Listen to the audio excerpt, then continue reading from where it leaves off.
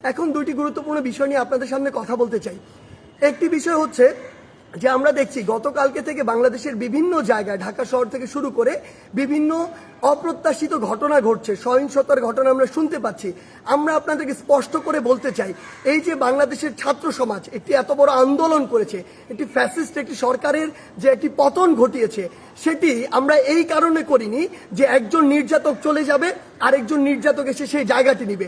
এটি আমরা আমাদের জায়গা থেকে কোনোদিনও মানব না। বরং এই যে নির্যাতনের যে প্রসেসটি রয়েছে, যে সিস্টেমটি রয়েছে, এই সিস্টেমটি ছাত্র সমাজ বা বর্তমান বাংলাদেশের যে প্রজন্ম তারা চায় না।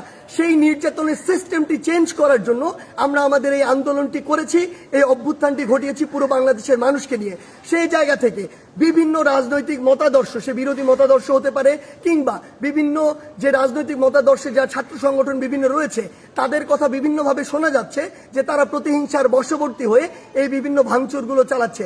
আমরা স্পষ্ট করে বলে দিতে চাই, এই বাংলাদেশে এরকম যদি অন্যায় বা অপরাধ যেগুলো হচ্ছে এগুলোর অবশ্যই প্রত্যেকটির বিচার হবে।